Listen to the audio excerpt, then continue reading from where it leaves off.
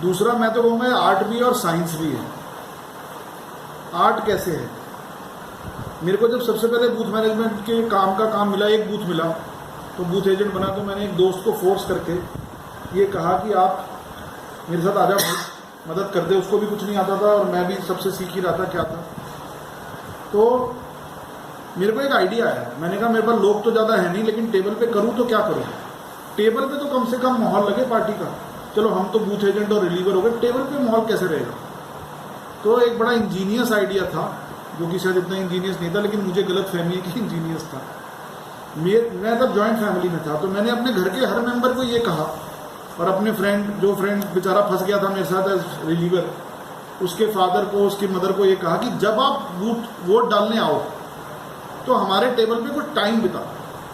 तो वोट डालने मेरी दादी ने भी आना था, मेरी कजिन सिस्टर ने भी आना था जो यंग थी मेरे से, चाचा जी ने, फादर ने, मदर ने, चाची ने, सब ने वोट डालने आना था।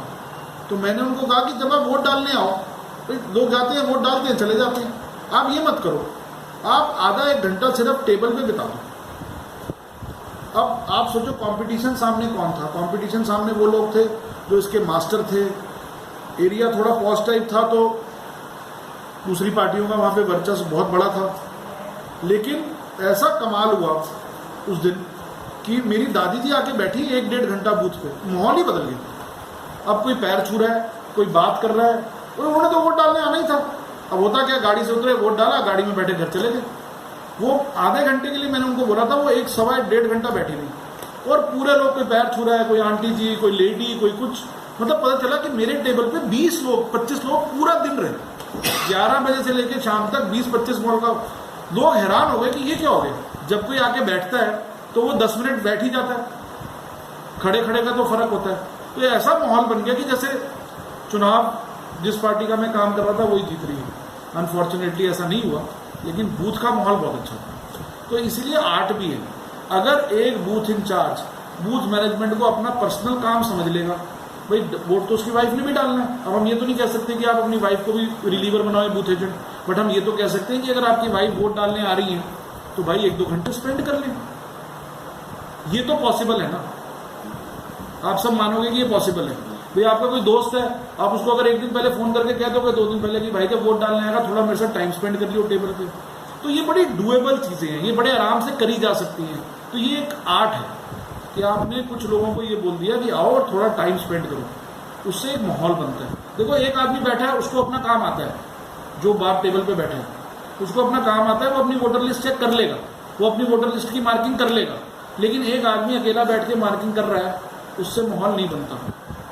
माहौल बनता है लोगों को दिखने से। एक तो प्लेन टोपी के ऊपर कोई बैन नहीं है, ये बात कई बार हो चुकी है, हम कई बार इसको कर चुके हैं, उसकी लेटर भी हम दे देंगे। प्लेन टोपी पे कोई बैन नहीं है, प्लेन टोपी पहन के कोई भी बूथ के ऊपर बैठ सकता है। और बूथ की जो रिक्वायरमेंट्स हैं वो सब आपको पता है। एक स्टैंडर्ड साइज का बैनर अलाउड होता है, जिसमें कैंडिडेट का फोटो अलाउड नहीं होता, उसके अंदर झाड़ू का सिंबल हमारा अलाउड होता है, पार्टी का नाम अलाउड होता है। अगर हम उस बैनर को फैंसी बनाने की कोशिश करते हैं तो फिर हम इसी जद्दोजहद में लगे रहते हैं पूरा दिन हमारा जो काम है इसी में स्पेंड हो जाता है कि भाई अब बैनर हटा, अब उसका क्यों लगा रहा। हमारा बैनर सही होना चाहिए, पार्टी का नाम होना चाहिए, पार्टी का सिंबल होना चाहिए, और बैनर पे कुछ भी टेक्निकली अलाउड नहीं है, तो वैसा बैनर बनवाएं। ईवीएम के पैम्फलेट जरूर होने चाहिए। ईवीएम के पैम्फलेट का मतलब होता है बैलेट पेपर के पैम्फलेट, जिसमें बैलेट नंबर अपना थोड़ा बड़े साइज का होता है ताकि अपने वाला प्रोमिनेंटली दिख जाए, ठीक है। बाकी जो भी बस्ते का सामान है वो मैं लिस्ट दे दूंगा, आप सबको पता ही है। अंदर और बाहर की कोऑर्डिनेशन मैंने देखा है हमारे यहाँ थोड़ी कम होती है। अंदर बाहर की कोऑर्डिनेशन मैंने लिस्ट में इंस्ट्रक्शन में दी है, फिर भी एक्सप्लेन कर देता हूँ। अंदर बाहर की कोऑर्डिनेशन का मेंबर है, हमने आपको काउंटिंग पेपर दिया है 1 से 1500 तक। अगर अंदर वाले ने मार्क करके बाहर वाले को नहीं भेजा तो बाहर वाले को पता ही नहीं चलेगा उसको कौन से वोट भुगताने, अपने कौन से वोट हो गए, किसको वो फोन करके बुला सकता है, ठीक है।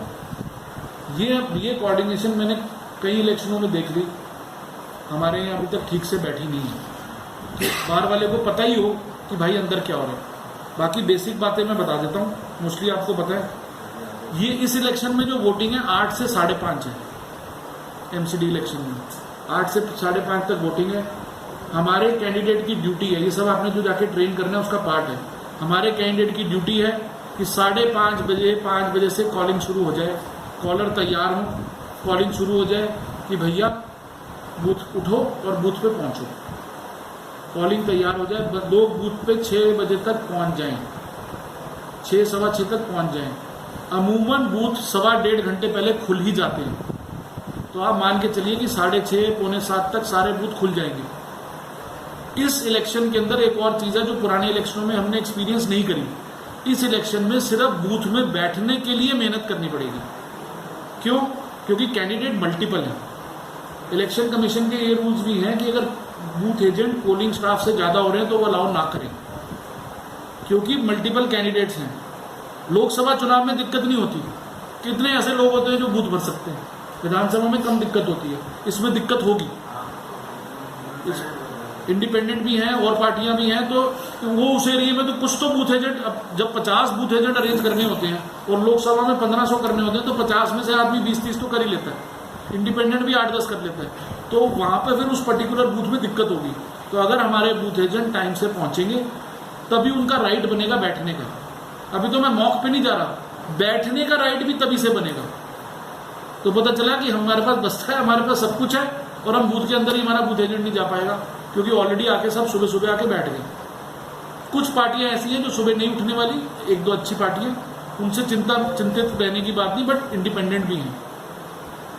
सबसे प्राइमरी ड्यूटी जब हम घुसेंगे अंदर तो हमारी ये है कि हमारे पास वोटर आईडी कार्ड होना चाहिए, हमारे बूथ एजेंट के पास। वोटर आईडी कार्ड के बिना आपको पता है कि अलाउड नहीं होगा। उसका फॉर्म साइंड होना चाहिए, उसके फॉर्म पे रबर स्टैंप होनी चाहिए। बहुत सिंपल सी रबर स्टैंप होती है, कैंडिडेट का नाम होता है, वो उसका कंस्टिट्यूएंसी नंबर होता है, खत्म, बहुत है। दूसरा, वो जाते ही अपने आप फॉर्म प्रेजेंट करेगा, पोलिंग ऑफिसर को कहेगा जी ये मैं इस पार्टी का हूँ, ये मेरा फॉर्म है, अपना देगा, वो उसी टाइम फॉर्म भर के उसको वो कार्ड दे देगा। कार्ड कोई फॉर्मल कार्ड नहीं होता, पीस ऑफ पेपर ही होता है, लेकिन कहते हैं उसको कार्ड ही है, वो उसको आईडी कार्ड दे देगा। सेम प्रोसीजर रिलीवर का है, जब रिलीवर पहुंच जाए सेम प्रोसीजर उसका भी फॉलो हो जाता है। यूजुअली ये होता है कि दोनों इकट्ठे ही जाते हैं, एक का बन जाता है फिर दूसरे का बन जाता है, क्योंकि तब तक पोलिंग प्रोसेस शुरू नहीं हुआ होता। अगर शुरू हो गया हो तो फिर वो एक पोलिंग प्रोसेस रुकता है जब तक उसको फॉर्म बनाना पड़ता है, तो सुबह दोनों पहुंच जाए। ठीक है सर। बीयू और सीयू नंबर, जो भी ईवीएम होती है उसके 2 यूनिट होते हैं, एक होता है कंट्रोल यूनिट, एक होता है बैलेटिंग यूनिट। वो रैंडमाइजेशन से लिस्ट बनती है। हमारे आरओ के पास वो लिस्ट है, हम एक रिकॉग्नाइज्ड पॉलिटिकल पार्टी हैं, स्टेट पार्टी है दिल्ली में, वो लिस्ट हम आरओ से मांग सकते हैं, हमारे कैंडिडेट मांग सकते हैं। जैसे फोटो वोटर आईडी लिस्ट हमने मांगी, फोटो वाली वोटर लिस्ट, वैसे ही वो मांग सकते हैं। अगर हमारे बस्ते में वो लिस्ट डल जाएगी, उस अपने बूथ एजेंट ने जाके, पोलिंग एजेंट ने जाके उस लिस्ट से मशीन के नंबर मिलाने हैं। मशीन के नंबर बड़ी प्रोमिनेंटली डिस्प्लेड होते हैं, मार्कर से लिखे होते हैं, वैसे लिखे होते हैं। उसने सीयू बीयू नंबर मिलाने हैं मशीन के, सीयू बीयू नंबर मिलाएगा, उसके बाद मॉक वोटिंग शुरू होगी। ठीक है सर।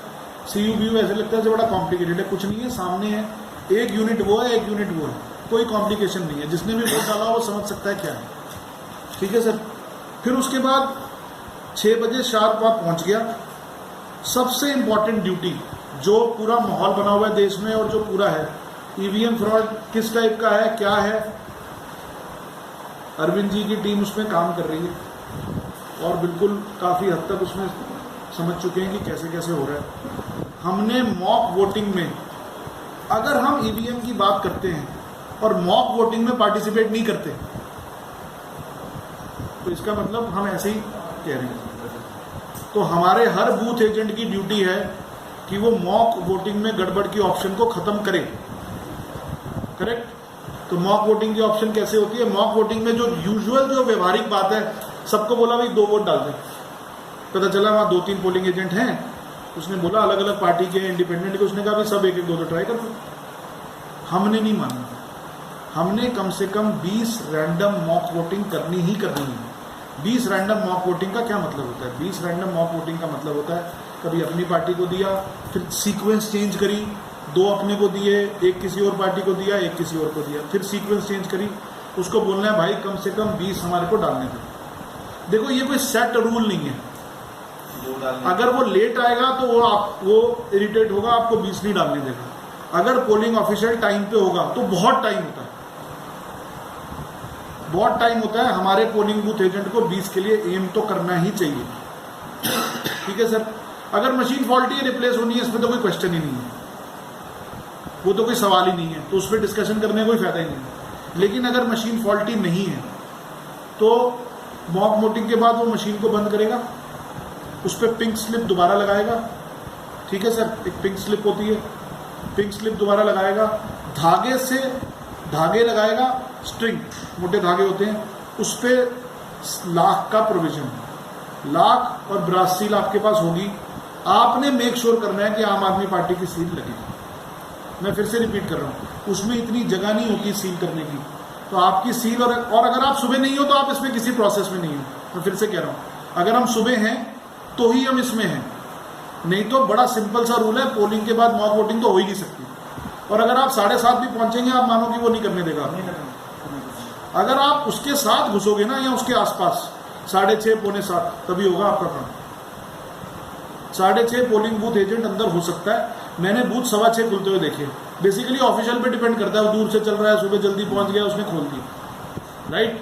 मॉक वोटिंग सबसे इंपॉर्टेंट है, उसके ऊपर फिर हमने सील कर दिया, उसके बाद पोलिंग प्रोसेस शुरू। पोलिंग प्रोसेस के मैं एंड पे आ जाता हूँ दोबारा से, ताकि ईवीएम का आपको क्लियर हो जाए। उसके बाद ईवीएम बंद होनी है, जब वो खत्म होनी है वो फाइनल काउंट लेगा, फॉर्म 17 के लिए ईवीएम बंद करेगा, थिक क्लॉथ होती है, कपड़ा होता है, उसमें ईवीएम को सील करेगा, उसमें फिर दोबारा लाख लगेगी, फिर दोबारा ब्रास सील लगेगी। वो जो लाख और ब्रास सील लगेगी वो उसमें तो मोस्टली सब पार्टीज की लग जाती है, क्योंकि उसमें काफ़ी जगह से सील करना होता है। हमारी सील जरूर लगनी चाहिए, ठीक है सर। बीच में चैलेंज वोट का आपको पता है क्या होता है, मैं फिर भी बता देता हूँ।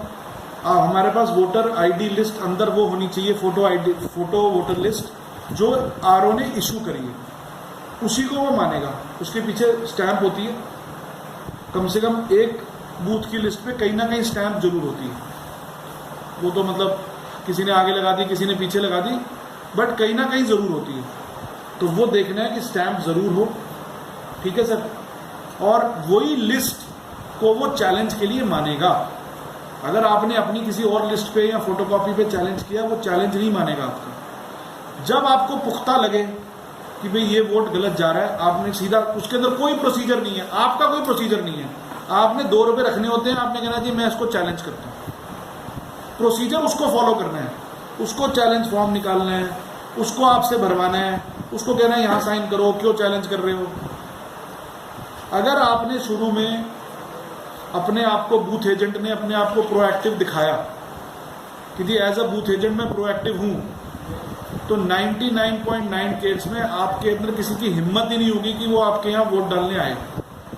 अगर उसको दिख जाएगा बूथ एजेंट लोकल है, ये सबको जान रहा है, सबको पहचान रहा है, 2-3 बार आपने वोटर से ऐसे पूछ लिया कि जी अच्छा जी रामलाल जी, अच्छा आप रामलाल जी हैं, हाँ, वो समझ जाएगा दूसरी पार्टी का भी, क्योंकि दूसरी पार्टी का जिसको ये गड़बड़ करनी होती है वही बताता है कि भाई यहाँ पे बूथ एजेंट हल्का है, यहाँ पे रिलीवर हल्का है, ये काम पे ध्यान नहीं दे रहा, यहाँ पे नकली वोट डलवा दो।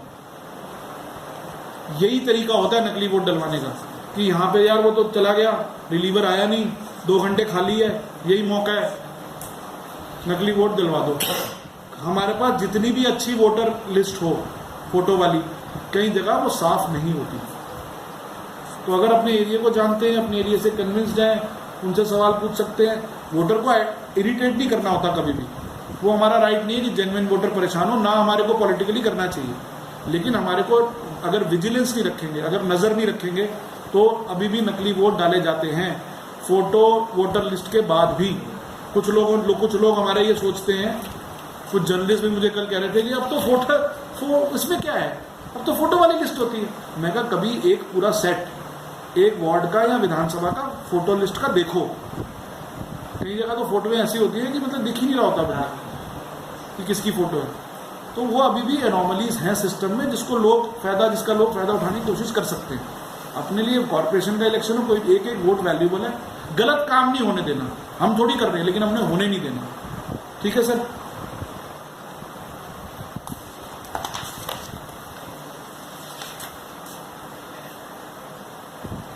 रिलीवर के बारे में मैं एक चीज़ बता दूं कि रिलीवर 3 बजे के बाद अलाउड नहीं होता।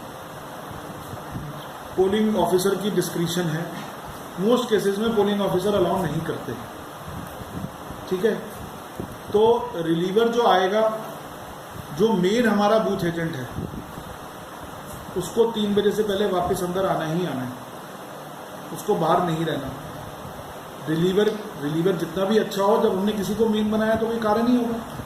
तो मेन बूथ एजेंट को 3 बजे से पहले 2:30 बजे के आसपास खाना वाना खा के वापस अंदर आ जाना चाहिए बूथ में, फिर वही बैठे एंड तक, ताकि ये प्रोसीजर वही कराए सीलिंग का, क्योंकि जो होगा वही कराएगा, अगर होगा नहीं तो कैसे कराएगा।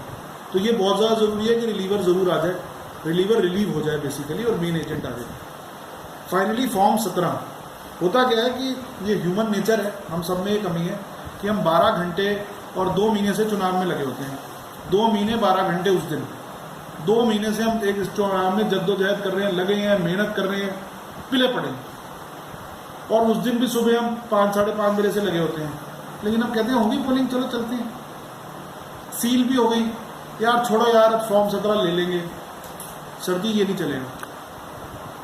हमारे पास एक ही प्रूफ है, एक ही एविडेंस है, कल को हमारे को पिटिशन भी करनी हो, अगर उस ईवीएम में 1200 वोट निकल आए, अगर सोचो उस ईवीएम में 1200 वोट निकल आए और आपका काउंट 650 था, आप प्रूफ कैसे करोगे? आपका एक ही प्रूफ है, फॉर्म 17, उसके अलावा आपके पास कोई प्रूफ नहीं है, कोई प्रूफ एग्जिस्ट ही नहीं करता।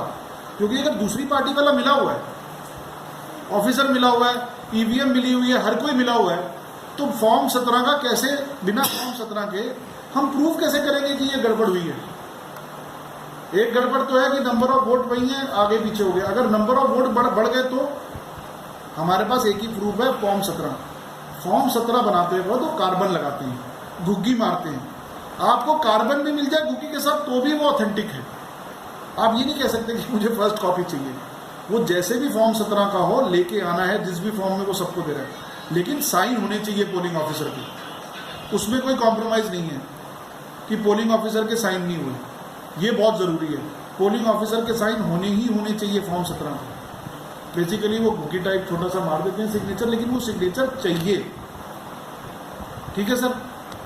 और फॉर्म 17 आपसे अगले दिन सुबह और रात को कलेक्ट हो जाएंगे। हर पोलिंग एजेंट से फॉर्म 17 कलेक्ट होना है। हम उसी को मानेंगे कि उसके पास पोलिंग एजेंट था जिसने हमारे को फॉर्म 17 दिखाया, नहीं तो हम मानेंगे कि बूथ ही नहीं था। कि अगर फॉर्म 17 नहीं है मतलब पोलिंग एजेंट नहीं है। क्योंकि जेन्युइनली सोचो, आपके पोलिंग एजेंट का प्रूफ क्या है कि आप बैठे थे? आपने सुबह गए, आपने बनवाया और उसके बाद कट लिया। सुबह जिसने कार्ड बनवाया और जिसने फॉर्म 17 लिया, यही ऑथेंटिसिटी है इस प्रोसेस की, यही वेरिफिकेशन है, ठीक है सर।